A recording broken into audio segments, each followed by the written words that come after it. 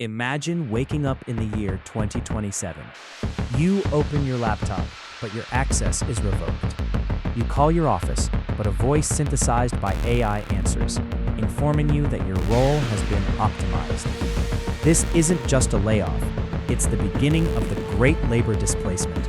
For over a century, we believed that human intelligence was the ultimate economic engine.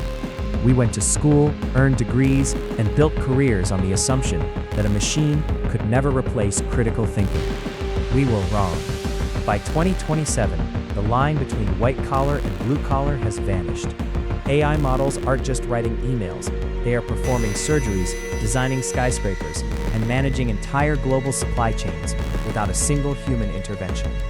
The job market as we know it is collapsing, replaced by an efficiency that has no room for human error or human wages. In this opening chapter, we explore the silent arrival of the post-work era. How did we get here so fast? And more importantly, what happens to a civilization that no longer has a need for its people to work? For decades, the advice was simple. Go to university, get a professional degree, and you'll be safe. But by 2027, the safest jobs have become the most vulnerable. This is the White Collar Cull. The very professions that required years of elite schooling, law, medicine, accounting, and high-level programming, are being dismantled by large reasoning models that don't just process data, but understand logic. In the legal world, an AI can now analyze 50,000 pages of case law in seconds, drafting a perfect defense that would take a human firm months to prepare. In medicine, diagnostic AI is now 40% more accurate than the world's top oncologists in spotting early-stage cancers. It doesn't get tired, it doesn't have bad days, and it doesn't charge a consulting fee. The prestige of the professional class is evaporating. We are seeing a massive skill devaluation. When a machine can write better code than a senior engineer or design a more stable bridge than a veteran architect, the value of human expertise drops to zero. The office towers of London, New York, and Dubai are beginning to feel like hollow monuments to a bygone era. It isn't just about losing a paycheck, it's about the loss of identity.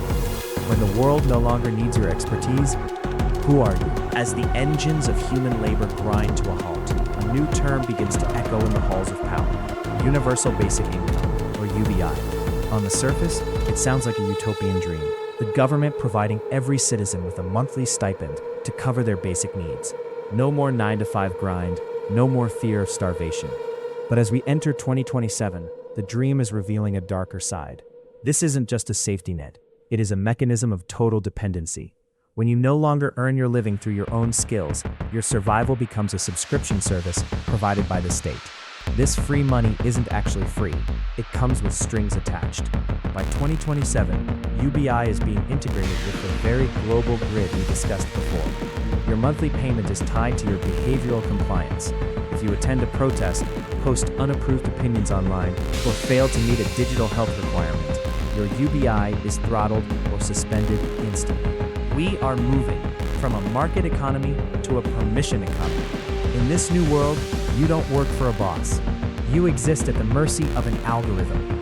The middle class, once the backbone of democracy, is being hollowed out and replaced by a permanent underclass that is entirely managed by digital handouts. The question is no longer, how will we survive without jobs, but rather, what will we give up to keep receiving our digital rations? If the machine can outthink us, outcalculate us, and outwork us, then what is left for the human being? In this post-work era, we are forced to confront a question we've avoided for centuries. What is our intrinsic value? By 2027, as standardized labor dies, a new economy is emerging, the human-centric economy. This is the return of the craftsman, the storyteller, and the healer. While AI can generate 1 million paintings in a second, it cannot possess the soul of a hand-carved piece of wood or the emotional weight of a lived experience. We are witnessing the end of efficiency as a human goal and the rebirth of meaning. The jobs that survive will be those that require deep empathy, high-level ethics, and unpredictable creativity, the very things that cannot be reduced to an algorithm. Education is shifting from learning a trade to learning to be human. We are moving back to local, high-trust communities where a person's worth isn't measured by their productivity, but by their presence and their contribution to the collective spirit. The machine has taken our chores, but it cannot take our purpose. To thrive in 2027, you must stop competing with the AI and start cultivating what makes you unique. It is a time of painful transition, yes, but it is also an opportunity to reclaim our time and our lives from the 9-to-5 factory model. For the first time in history, we have the chance to be more than just workers. But are we ready to rediscover who we truly are? But not everyone will accept the digital rations of the state. By 2027, as the global grid tightens, we are seeing the rise of the shadow cities.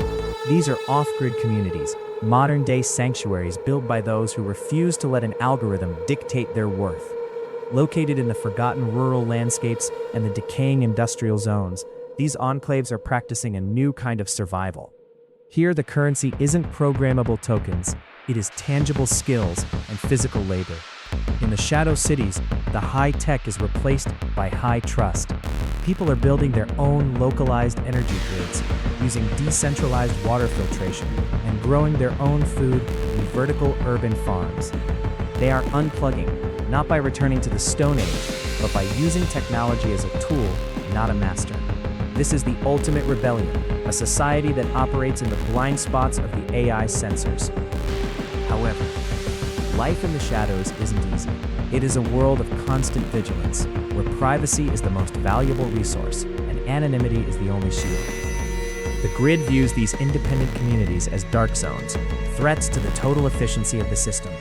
As we watch this divide grow, we must ask, is it better to be a well-fed prisoner of a perfect machine, or a hungry ghost in a world that still belongs to humans? The choice is no longer political. The year 2027 is not a destination, it is a crossroads. We are standing at the edge of the most significant shift in human history since the discovery of fire. For the first time, we are no longer the most intelligent entities on the planet, but intelligence is not the same as wisdom. A machine can calculate the path to a goal, but it cannot understand why the goal matters. As the AI takes over the labor of our hands and the calculations of our minds, it leaves us with the most difficult work of all, the work of being human. The choice before us is simple yet profound. We can either become passive consumers of digital reality, managed by algorithms and fed by state rations, or we can use this moment to redefine what it means to live. This is not a call to destroy the machines, but a call to master ourselves. We must prioritize human connection over digital convenience. We must value the imperfect human creation over the perfect AI output. As the screens glow brighter and the algorithms grow smarter, remember this: code can simulate your voice, your face, and your work, but it can never simulate your spark. The future is not a prison unless we walk into the cell and lock the door ourselves. Stay curious, stay grounded, and above all, stay human. This is your channel name, documenting the evolution of a new world.